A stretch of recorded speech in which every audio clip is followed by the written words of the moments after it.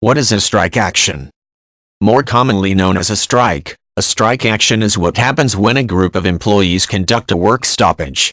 Typically, a strike happens because of grievances the workforce has with its employer.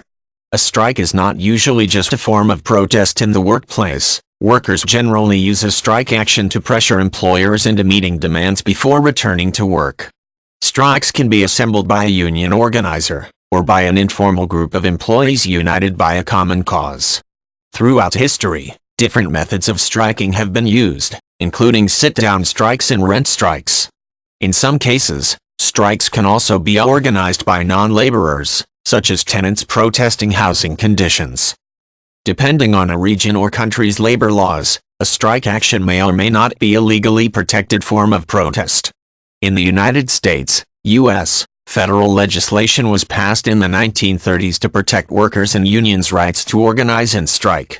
Not all workers, however, are protected by the law. Airline and railroad workers in the U.S. are not legally allowed to strike except under certain conditions. Other countries, such as England, also have laws legalizing the strike action. Some nations, however, do not legally protect workers if they choose to strike, and may even oppose it. There are many different methods of striking. In a general strike, not only will a mass group of laborers cease working, but often non-workers will also join picket lines as a form of support. These types of strike actions are sometimes called sympathy strikes. To indisputably be considered a general strike, the strike action has to involve a large section of a community, uniting laborers and non-laborers in protest against a common grievance. In a sit-down strike, laborers stop working but don't leave the workplace, continuing to occupy workstations to prevent employers from replacing them with non-strike workers.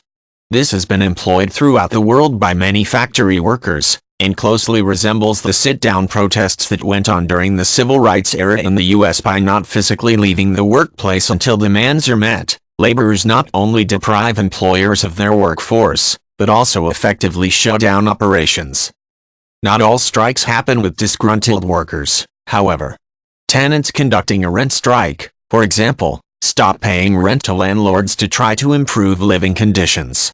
Commuters in a fare strike can collectively stop paying money to ride the bus. Strikes can even be organized by political constituents attempting to influence politicians to pass progressive legislation. Some laborers who aren't legally allowed to strike, or who aren't protected by a union, may attempt to creatively circumvent the law.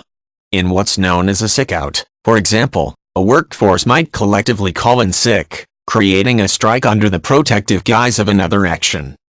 At times, unions will negotiate with employers to have certain demands met in order to avoid a strike action. In these cases, contracts are usually drawn up to formalize agreements and often include a no-strike clause, in which unions agree not to strike for an agreed period of time.